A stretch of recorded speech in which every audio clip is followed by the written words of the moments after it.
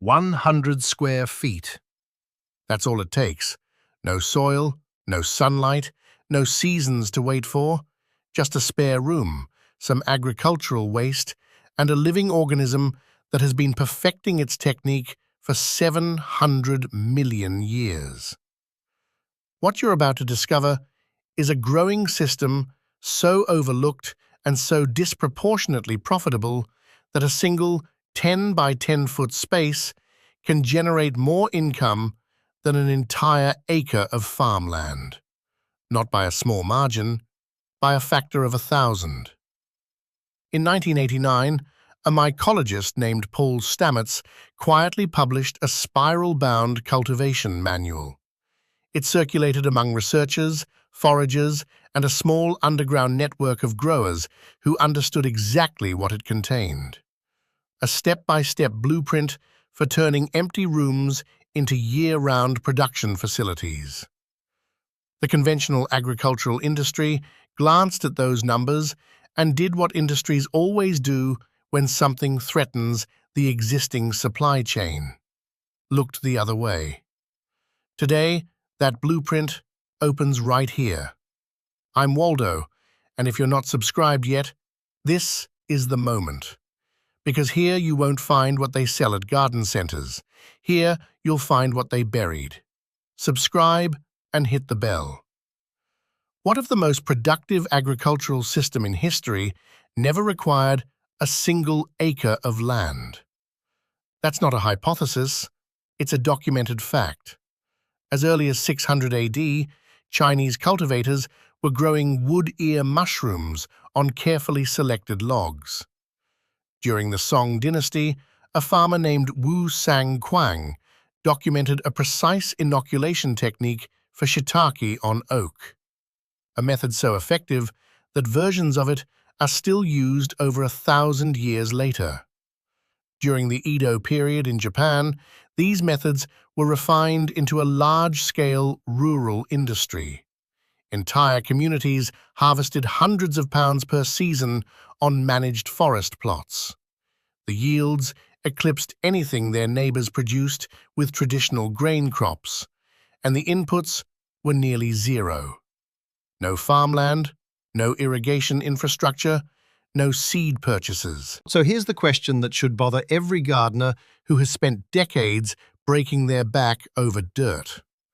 Why did this knowledge never reach mainstream Western agriculture? When American agricultural scientists finally studied commercial mushroom production in the 1970s and 1980s, what they discovered was staggering. Yield per square foot surpassed virtually every other food crop on Earth. A mushroom operation in Pennsylvania generated more revenue per acre than the massive corn farms of the Midwest. And it required no acres at all, just a building. The USDA published reports, university extension programs documented the economics. And then, nothing. The research wasn't banned, there was no dramatic conspiracy. The knowledge simply went unfunded, unpromoted, and left gathering dust. Because here's the uncomfortable truth. Indoor mushroom cultivation requires no seeds, no fertilizers, no pesticides, no heavy machinery. It doesn't require the products that the agricultural supply chain exists to sell. If you're finding value in this, hit the like button, because the numbers that come next will change how you see a spare room forever. The economics speak for themselves, and they speak loudly. A successful wheat operation yields approximately $300 to $500 per acre per year. Premium specialty crops like blueberries can reach $5,000 to $15,000 per acre in a strong year. Now consider this, and these figures deserve a moment to settle. A well-managed indoor oyster mushroom operation, running on vertical shelving in a 10 by 10 foot room, roughly 100 square feet, produces between 800 and 1,200 pounds of mushrooms per year.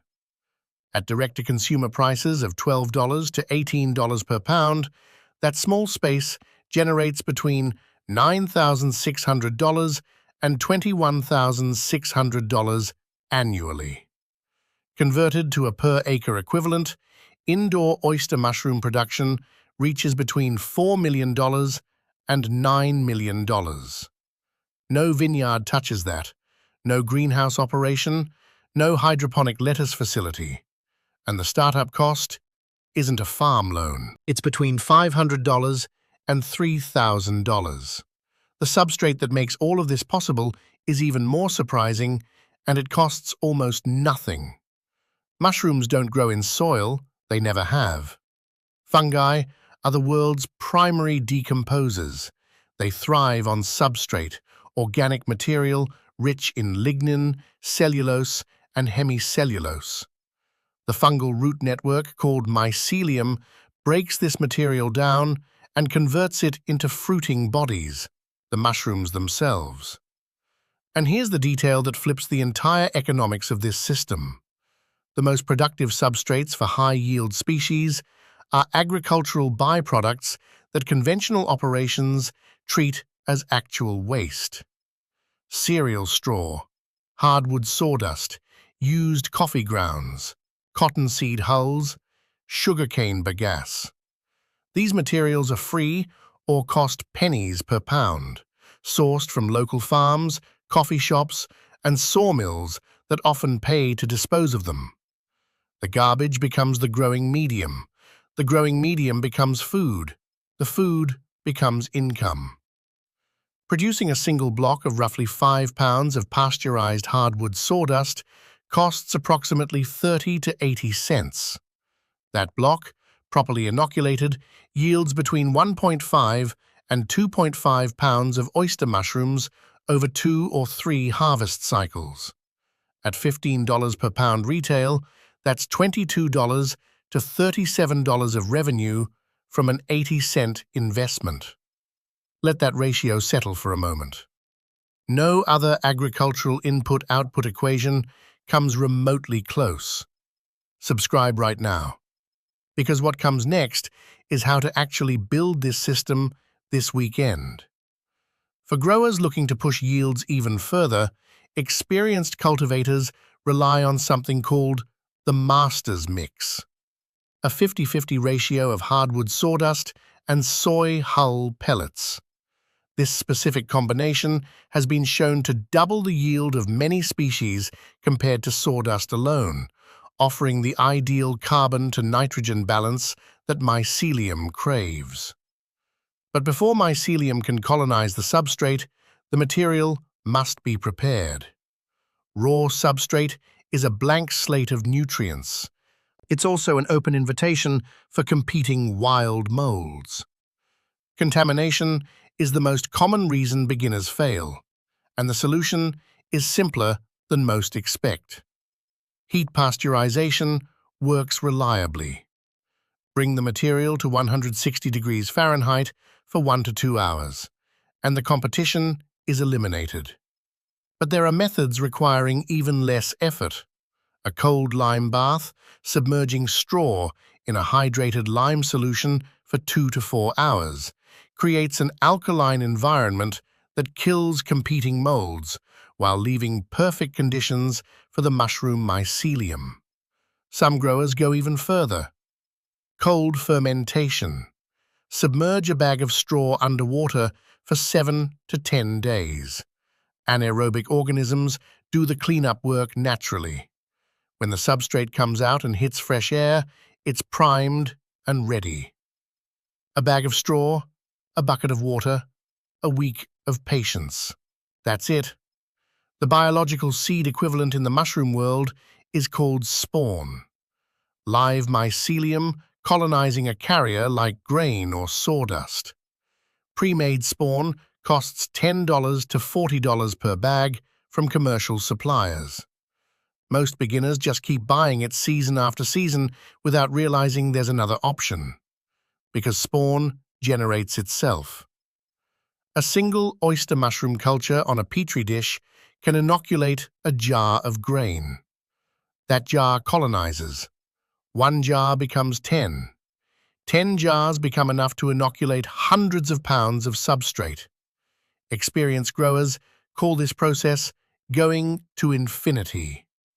And once the cascade begins, the cost of biological input drops to nearly zero. After the first 90 days, the seed cost for this system is functionally zero. The indoor growing chamber recreates one specific moment. Late October in a forest, the air has turned cool and damp. A fine mist hangs between the trees. Temperature has dropped, humidity has risen, and on every fallen log and forest floor, mushrooms appear seemingly overnight. That's not random. It's a biological response to very specific environmental triggers. When temperature drops, when humidity rises, and when fresh oxygen floods the air, mycelium interprets those changes as one thing. Autumn has arrived. Time to reproduce. Time to fruit. The indoor money farm recreates that exact October moment inside 4 walls, 12 months a year. The space can be a spare bathroom, a grow tent, a section of a basement, or even a walk-in closet. Temperature stays between 55 and 75 degrees Fahrenheit, depending on species. Humidity stays between 85 and 95%, easily managed with a simple ultrasonic humidifier. Small exhaust fans on simple timers renew the air several times per hour. And a small amount of indirect LED light, nothing more than a simulation of the forest canopy, tells the fruiting bodies which direction to grow. 4 elements: humidity, temperature, fresh air, light. Master those 4, and the calendar stops mattering. No drought to pray over, no early frost to fear, no seasonal window that opens and closes. Production runs every month of the year. Not all mushrooms belong in an indoor money farm. The species chosen is both a biological and a business decision. Start with speed. Oyster mushrooms, the undisputed starter crop. They colonize fast, sometimes completely in 10 to 14 days. They tolerate a wide range of conditions. They forgive the mistakes every beginner makes. And they come in varieties that practically sell themselves at a farmer's market. Pearl, blue, pink, golden. A basket of mixed rainbow oysters on a market table draws a crowd before you say a single word. Now move to the highest price point, lion's mane.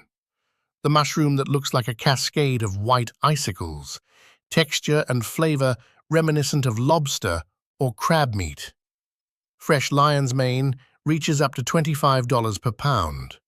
Processed into tinctures or powders, the value climbs even higher.